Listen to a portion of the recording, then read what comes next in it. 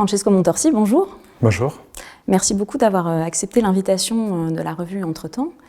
Vous êtes enseignant-chercheur à l'Université Lumière, Lyon 2, et vous êtes un spécialiste de la littérature médiévale. Et alors on est particulièrement heureux de vous recevoir aujourd'hui puisque vous êtes en quelque sorte un chercheur de l'entre-deux ou du passage entre l'Italie et la France, bien sûr. Vous avez travaillé notamment sur les traductions médiévales entre ces deux langues, mais aussi entre 15e et 16e siècle, entre Moyen-Âge et Renaissance, et enfin entre deux genres, le genre historiographique et le genre romanesque, puisque vous avez travaillé à la fois sur les histoires, les chroniques, mais aussi les romans de chevalerie à la fin du Moyen-Âge. Et alors je commencerai par vous demander comment est-ce qu'on arrive justement à travailler comme ça dans cet entre-deux, quel intérêt ça représente, peut-être quelles difficultés aussi ça pose dans votre travail. Merci pour cette invitation. Tout d'abord, c'est un grand plaisir d'être ici. Quels sont les intérêts, quelles sont les raisons qui poussent à trouver ces objets entre deux? Je dirais, parfois, c'est banalement les hasards des circonstances. Mais après, si on s'arrête, si on continue à creuser ces chemins, si on continue à explorer ces pistes, c'est aussi parce qu'il y a souvent un très grand potentiel dans ces objets à la frontière. Souvent, ce sont des objets qui sont un peu laissés pour compte. C'est parfois des no man's land disciplinaires. Et donc, pour un chercheur, c'est l'un des endroits où c'est le plus intéressant de s'investir parce que c'est là où on a laissé d'une certaine manière le plus de pépites à trouver. Et c'est donc pour cette raison, peut-être ce n'est pas pour cette raison que j'ai commencé, ça a été un peu le hasard, mais sans doute à cause de ces potentiels que j'ai continué à explorer ces objets qui sont à la fois en effet la question des circulations textuelles entre Italie et France, la question aussi du passage entre l'époque médiévale et la Renaissance et la question du passage du médium du manuscrit au médium de l'imprimé. Donc voilà, les avantages sont nombreux. Quelles sont les difficultés? Les difficultés sont d'un côté, je dirais, les compétences, parce qu'il faut manier des compétences qui peuvent être difficiles à réunir en une seule personne. Par exemple, l'étude des manuscrits et l'étude des imprimés sont souvent réparties en fonction des spécialisations bien distinctes. Et après, je dirais, mais c'est peut-être un peu prosaïque de dire ça, que les difficultés sont aussi institutionnelles. À une époque de pénurie de postes ou de difficultés financières pour les universités, il vaut mieux parfois obéir à des critères plus conventionnels qui permettront des carrières plus rapides, ce qui malheureusement n'est pas toujours le cas pour les profils dits hybrides. Mais alors du coup, vous enseignez la littérature médiévale ou la littérature du XVIe siècle à l'université? On vous a mis où sur la maquette?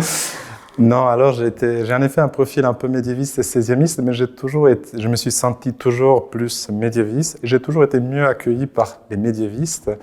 J'ai l'impression que le XVIe siècle, c'est une époque déjà plus canonique que le Moyen-Âge.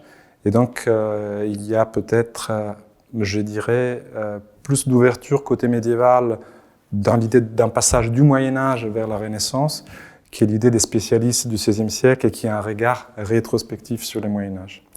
Alors de ce passage entre Moyen-Âge et Renaissance, on peut peut-être basculer sur le passage entre Moyen-Âge et Antiquité, puisque vos travaux, il y a quelques années, ont d'abord porté sur l'imaginaire antique des médiévaux, c'est-à-dire sur les représentations de l'Antiquité qu'on peut observer dans la littérature médiévale. Alors c'est vrai qu'on a l'idée maintenant, on sait bien que le Moyen-Âge a été inventé au XVIe siècle par les humanistes, qui espéraient, au-delà de ce Moyen-Âge obscur, retrouver une Antiquité rêvée. Mais en fait, il ne faut pas oublier, et c'est ce que vous avez montré notamment, que les médiévaux connaissent très bien l'Antiquité, ont des représentations, lisent des auteurs antiques. Alors comment est-ce que vous avez mesuré ou apprécié cet intérêt des médiévaux, des auteurs médiévaux pour l'Antiquité? J'ai essayé d'investir la question des représentations de l'Antiquité dans l'imaginaire médiéval, et en particulier dans la culture vernaculaire, dans les écrits, à la fois des textes romanesques, mais aussi des textes historiographiques savants, écrits en langue vernaculaire, toutes les choses qui ont pu être dites à propos de cette époque antique. Le travail a essayé non pas de donner l'image d'un portrait unique de cette société médiévale, je pense que cela serait impossible, mais il a essayé surtout de montrer les différentes approches qui ont pu exister par rapport à la culture antique. parce que la culture antique était vue aussi dans une certaine mesure dans ses différentes composantes. Et les partis pris que j'ai essayé de suivre dans ces travaux, ça a été de faire plusieurs chantiers et d'essayer donc d'enquêter sur la culture antique à partir de champs notionnels, à partir des secteurs d'expérience. Donc travailler sur la religion des Antiques, telle qu'elle était représentée, ou la guerre des Antiques, ou la société civile, par exemple, à travers les jeux. Et donc, essayer non pas de donner un seul portrait, mais de donner l'image qu'on peut retirer à partir de fouilles circonscrites, mais qui peuvent être mesurées concrètement à travers l'analyse des textes et des traces de la mémoire qu'on y trouve. C'est-à-dire que de l'imaginaire antique des médiévaux, de la façon dont les auteurs du Moyen-Âge se représentaient l'Antiquité et connaissaient l'Antiquité, vous avez basculé sur un autre chantier qui est sur le point d'être terminé, puisque vous avez travaillé sur l'imaginaire arthurien au Moyen-Âge, c'est-à-dire sur l'intérêt cette fois des médiévaux pour la légende arthurienne, le corpus arthurien. Et je commencerai par vous demander qu'est-ce que c'est finalement que ce corpus arthurien, parce qu'aujourd'hui, quand on pense à l'imaginaire arthurien, on a une espèce de foisonnement d'images, de noms, de personnages, de films, de textes. C'est quelque chose de très foisonnant, mais au Moyen-Âge, qu'est-ce que c'est l'imaginaire arthurien? Est-ce que c'est un corpus déjà, un nombre de textes limité? L'imaginaire arthurien, vous avez raison, c'est un imaginaire foisonnant encore de nos jours, et je pense que c'est ce qui passionne encore aujourd'hui, et je pense les lecteurs et les lectrices d'aujourd'hui pour ces textes, qui exercent en effet un charme très fort encore aujourd'hui. À l'origine, c'est une légende historique. La légende du roi Arthur, qui est considéré comme un roi d'Angleterre. Le premier texte qui en parle de manière étendue, c'est un texte historiographique, fait par un historien. À partir de là, se développe un grand corpus qui est un corpus littéraire, des textes littéraires, qui se concrétise au XIIe et XIIIe siècle, mais qui continue à circuler, à être réaménagé dans les siècles suivants. Et c'est donc un corpus de textes, le plus souvent anonymes, qui mettent en scène les aventures des chevaliers de la table ronde. Les corpus, je pense qu'il est important de les préciser, n'est pas seulement textuel, il est aussi iconographique. L'imaginaire arthurien est souvent à l'origine d'une production étonnante, foisonnante d'objets visuels, à la fois dans les manuscrits, mais dans d'autres objets d'art. On peut penser aux ivoires, aux fresques, qui mettent en scène en fait cette légende. Et j'ajouterais aussi que l'imaginaire arthurien a aussi une grande force dans les pratiques sociales. Dès le XIIIe siècle, on retrouve de grands seigneurs qui jouent. Le mot peut être employé, je crois, aux chevaliers de la table ronde. Et cet imaginaire se passe donc non seulement dans les textes et les images, mais aussi dans les pratiques sociales, où la légende de la table ronde peut servir comme un scénario pour mettre en scène des pratiques des grands seigneurs chevaleresques. Ces jeux, ça veut dire quoi? Ça veut dire des tournois? Oui, c'est souvent des tournois, souvent des activités guerrières. À partir du XIIIe siècle, on connaît des pratiques qui s'appellent les tables rondes, et on croit comprendre, parce que les sources sont très succinctes, qu'il s'agit de tournois scénarisés. Donc, on se bat, mais on se bat dans le cadre d'un scénario, un peu comme les jeux de rôle auxquels participent beaucoup de passionnés aujourd'hui. Et ces tables rondes vont donner lieu ensuite à une pratique très connue pour le XVe siècle, qui sont les pas d'armes, qui sont aussi des jeux chevaleresques qui se fondent sur un scénario plus individualisé désormais. Ce sont des joutes, donc un chevalier contre un autre chevalier, mais dans les cadres très souvent des festivités plus amples. Et là aussi, avec très souvent l'adoption de personae fictives, souvent celles des chevaliers de la table ronde. Ce qui montre en fait combien cette légende influe sur l'imaginaire de la classe des chevaliers encore au XVe siècle. Donc des textes, des images, des objets et des pratiques sociales. Et donc si on se tourne vers votre période de prédilection, le XVe siècle, la fin du Moyen-Âge, qu'est-ce qui explique que cet imaginaire arthurien il soit encore si vif pour les chevaliers de la fin du Moyen-Âge? C'est une question difficile. Je pense qu'il y a deux réponses, une réponse plus facile et une réponse un peu moins évidente. La réponse facile, et qui est banale, mais j'ai envie de la donner, c'est le charme de cette légende. Il y a quelque chose d'absolument extraordinaire dans cette légende qui encore aujourd'hui continue à nous charmer, et c'est bien la preuve au fait de cette puissance d'inspiration qui continue à être exercée. De l'autre côté, il y a aussi des tas de valeurs qui sont associées à cette légende. Pour l'époque du XVe siècle, qui, comme vous le dites, est une époque de revival chevaleresque, je pense qu'il faut prendre en compte aussi la dimension sous-jacente politique de cette légende. Si on pense au XVe siècle, on s'en souvient peut-être, c'est l'époque de Louis XI, des rois valois, de la fin de la guerre des Cent Ans, et de cette monarchie qui prend un rôle de plus en plus centralisateur, qui tend à écarter les grands seigneurs, qui tend à abolir les privilèges des seigneurs féodaux. Dans ce contexte difficile pour la noblesse, la légende chevaleresque, qu'est-ce qu'elle fait? Elle renvoie à un passé idéal, à un zénith de la chevalerie, qui est aussi l'époque d'une collégialité. Collégialité où le roi Arthur, le meilleur roi de tous les temps, prenait les décisions avec ses chevaliers.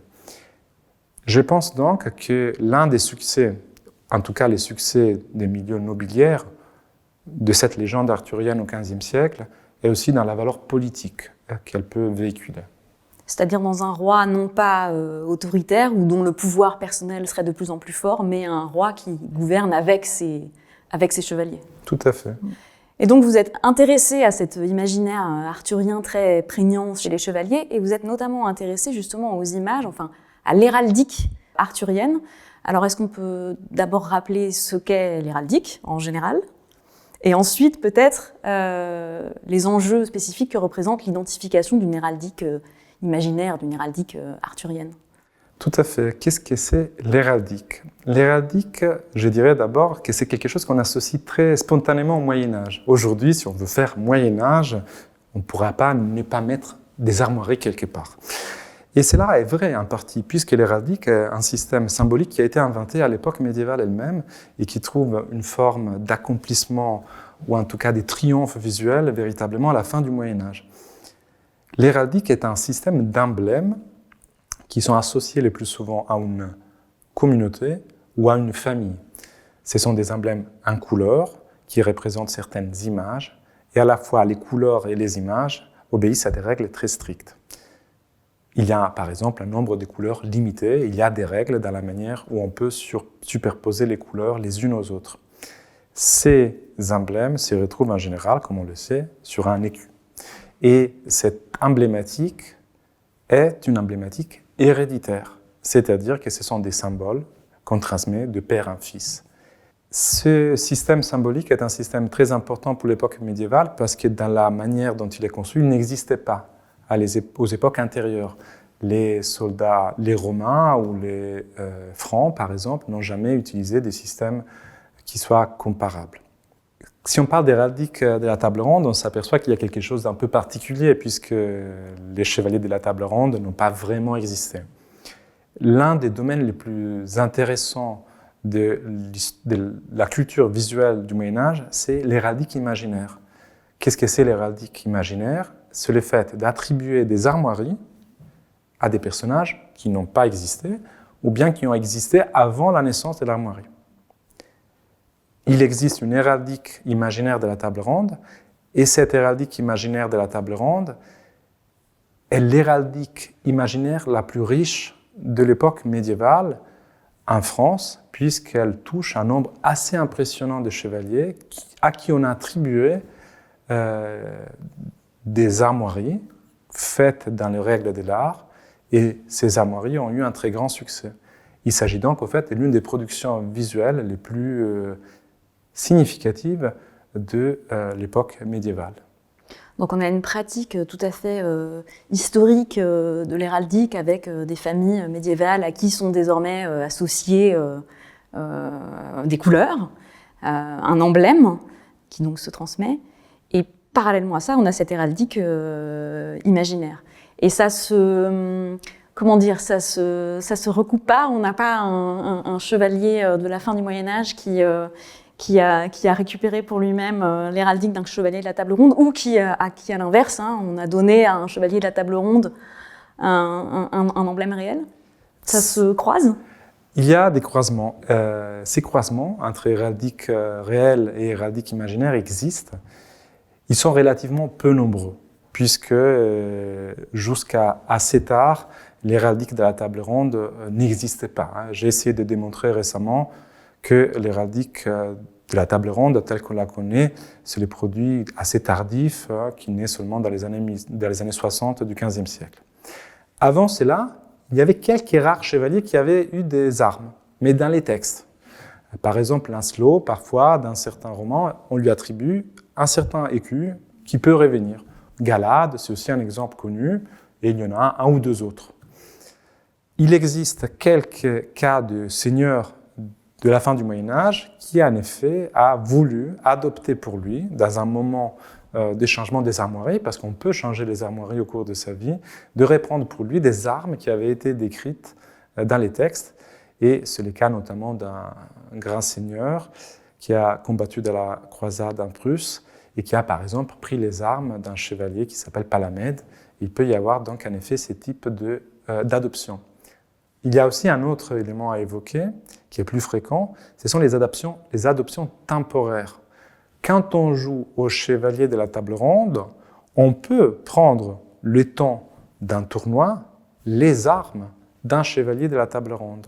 Et c'est cette pratique-là qui est la plus répandue, celle de jouer au chevalier de la table ronde en adoptant ces emblèmes fictifs, qui sont des emblèmes identifiants, qui permettent d'isoler le chevalier. Et cette pratique est attestée à quelques reprises au XVe et au XVIe siècle.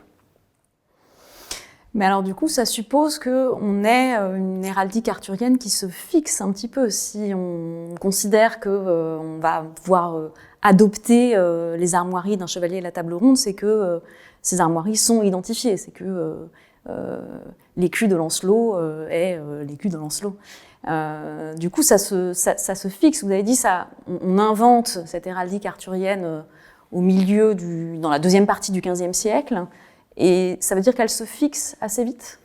Oui, dans les recherches que j'ai pu mener, j'ai montré, me semble-t-il, que la naissance de l'héraldique de la table ronde, de l'armorial de la table ronde, est assez différente de celle qu'on avait pu proposer jusqu'ici. Pendant longtemps, on a cru que l'héraldique de la table ronde s'était formée de manière décentrée et progressive dans un milieu particulier qui était celui des enlumineurs.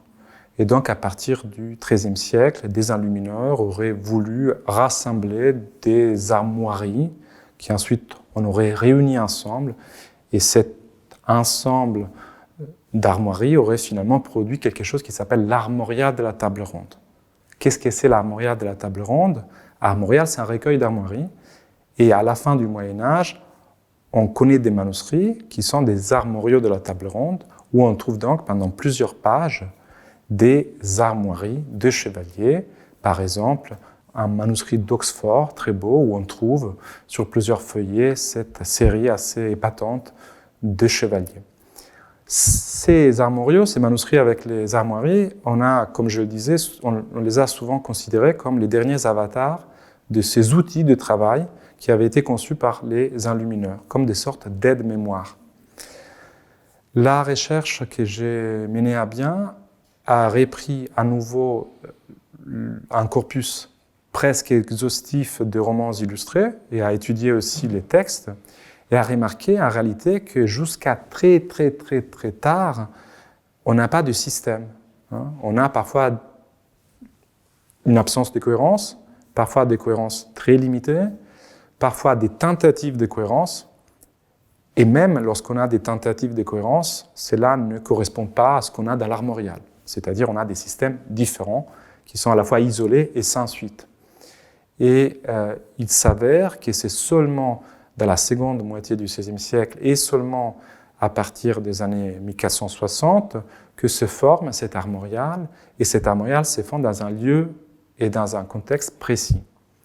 Ces lieux et ce contexte est celui de la cour de Jacques d'Armagnac, qui est un grand seigneur du midi de la France, d'abord l'un des mignons de Louis XI, et ensuite l'un de ses pires ennemis, qui est donc lui, à l'origine de cet objet mystérieux et qui aura une large postérité, mais qui ne lui sera finalement pas attribué en raison d'une circulation manuscrite qui ne contient pas son nom. Mais un certain nombre de preuves permettent de dire que c'est dans son foyer, dans sa cour à Carlat, en Auvergne, que cet armorial s'est créé dans les années 1460-1470. Et donc cet armorial répertorie l'ensemble des armoiries des chevaliers de la table ronde, c'est-à-dire combien?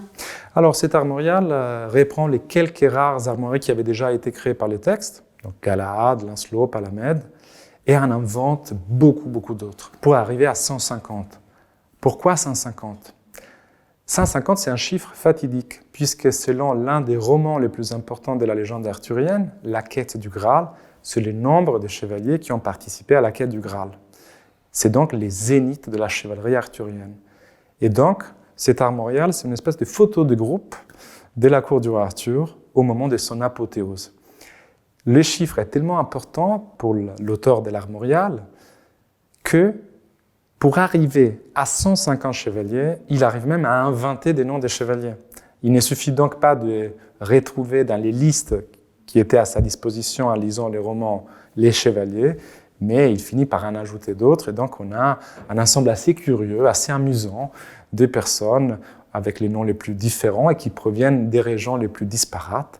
On a des chevaliers romains tout d'un coup, des chevaliers hollandais qui viennent donc d'horizons géographiques et qui étaient restés assez étrangers à la légende arthurienne à l'origine. Donc c'est à la fois une compilation d'armoiries et de savoirs existants et une invention de nouveaux chevaliers pour arriver à ce nombre de 150. Tout à fait, les termes de compilation exacts est très important. Le XIVe et le XVe siècle, c'est une époque où on n'invente plus tellement la légende arthurienne, mais on continue à produire d'autres objets littéraires. C'est un corpus qui continue à être mouvant. On produit du neuf, mais avec l'ancien. Et l'une des pratiques les plus utiles pour produire du neuf avec l'ancien, c'est la compilation. Et en effet, l'armorial de la table ronde est à la fois une invention et aussi une compilation à partir des sources qui existent, qui vise à produire d'une certaine manière une image exhaustive et synthétique de la légende chevaleresque et de la cour du roi Arthur. Donc cette armorial, cette photo de groupe dont vous avez parlé tout à l'heure, elle est produite, elle est compilée et inventée à la cour de Jacques d'Armagnac, donc ce prince de la fin du XVe siècle. Vous l'avez dit, hein, qui était à la fois un favori de Louis XI, puis qui en est devenu l'ennemi mortel. Hein. Il a participé à une révolte contre Louis XI, la Ligue du bien public, une révolte nobiliaire. Et il a été ensuite arrêté, jugé, condamné à mort et exécuté. Et donc c'est à la cour de ce prince, en tout cas, qu'on attribue, que vous avez attribué cette armorial. Alors comment est-ce qu'on peut l'expliquer? Pourquoi justement est-ce qu'il faut relier cet esprit de révolte nobiliaire de Jacques d'Armagnac à la légende arthurienne? Comment est-ce qu'on peut articuler les deux? Je pense en effet que la légende arthurienne a une puissance politique dans les cas de Jacques d'Armagnac, comme dans les cas d'autres seigneurs qui lui sont proches, comme René d'Anjou par exemple à la même époque. Dans une période de trouble pour la noblesse et pour la chevalerie, et c'est là de deux manières. D'un côté, en raison des prérogatives qu'elle perd, mais aussi en raison des avancées technologiques qui rendent la cavalerie lourde à laquelle elle est associée de moins en moins importante dans le champ des batailles. La noblesse donc perd d'une certaine manière, la noblesse féodale perd d'une certaine manière un certain nombre de ses avantages. La légende chevaleresque est pour Jacques d'Armagnac, mais aussi pour d'autres seigneurs, une manière à la fois de renvoyer à un passé idéal, qui est le passé vers lequel la société française devrait tendre, selon eux, et aussi une manière de revendiquer politiquement un pouvoir qu'ils sont en train de perdre. Et cette utilisation de la légende chevaleresque à des fins politiques est d'autant plus prégnante par les contrastes que cela fait avec les rois valois, qui à l'époque se désintéressent notoirement des activités chevaleresques qui font les bonheurs des ducs de Bourgogne ou des seigneurs ailleurs en France. La légende chevaleresque est donc à la fois un moyen esthétique et un moyen politique pour revendiquer un passé qui est en train de se perdre. Alors on peut peut-être se poser la question, pour terminer, du succès de cet armorial produit à la cour du duc de Nemours, Jacques d'Armagnac. Est-ce que ce manuscrit a eu du succès? Est-ce qu'on en a beaucoup de copies? Est-ce que ça a fixé un peu vraiment durablement l'héraldique arthurienne? Quelle est la destinée finalement de cette œuvre? C'est une destinée à la fois extraordinaire et anonyme. Anonyme parce que la tradition manuscrite, déjà à l'origine, n'associait pas l'armorial à son auteur ou au foyer de production. Et donc, assez vite, en raison de la circulation qui a eu lieu, ce nom a été perdu. Mais il n'empêche que cette circulation a été très impressionnante. J'ai pu essayer de suivre les fils de cette diffusion, et il y a à la fois une très grande diffusion manuscrite d'abord, ensuite une diffusion imprimée, et il est d'ailleurs intéressant de remarquer que les copies manuscrites continuent à exister jusqu'au XVIIe siècle. C'est-à-dire à une époque qui est bien loin des frontières Moyen-Âge et Renaissance, il y avait encore des personnes qui copiaient pour eux, pour autrui, ces objets.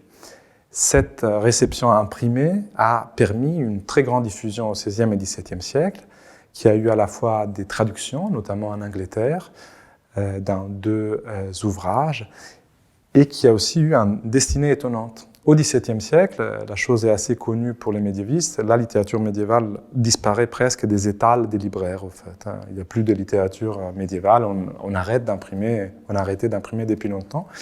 Et c'est l'un des rares objets arthuriens qui continue à avoir un succès, mais dans un contexte assez particulier.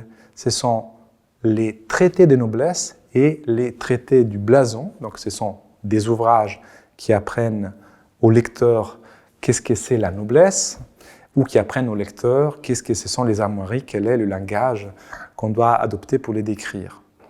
Ce qui montre aussi que cette littérature chevaleresque, et en particulier cet armorial de la table ronde, était encore à la fin du Moyen-Âge très étroitement associée en France avec cette classe nobiliaire pour laquelle il avait été d'abord produit et qui se voyait encore dans ces objets un peu comme dans un miroir pour voir son propre reflet idéal. Alors, est-ce que ce miroir fonctionne encore aujourd'hui, le miroir arthurien? Qui est-ce qui se regarde aujourd'hui dedans? C'est une bonne question. C'est une bonne question. Je pense qu'aujourd'hui, sans doute, la légende arthurienne s'est démocratisée. Elle a sans doute eu une diffusion extraordinaire grâce à la littérature pour enfants. Quand on regarde Merlin l'Enchanteur, on est quand même assez étonné de constater que pour beaucoup, cela se fonde sur des sources médiévales. Ce sont les sources médiévales françaises qui ensuite ont été adaptées en Angleterre par Thomas Malory et qui se retrouvent déformées et simplifiées dans le chef-d'œuvre de la Disney, qui permet encore aujourd'hui, au fait, aux adultes et aux enfants, une très grande diffusion de cette légende. Et je pense qu'aujourd'hui, c'est aussi une légende qui, grâce à son côté féerique, permet en général de captiver des personnes de tout public, de tout âge, de toute provenance, et qui les fait voyager dans un ailleurs qui est sans doute celui de l'imagination. Donc finalement, on a une sorte de dépolitisation et démocratisation de cet idéal arthurien aujourd'hui, mais sans pour autant qu'il perde de son attraction. Merci beaucoup Francesco Montorsi pour cet entretien. Merci de m'avoir invité.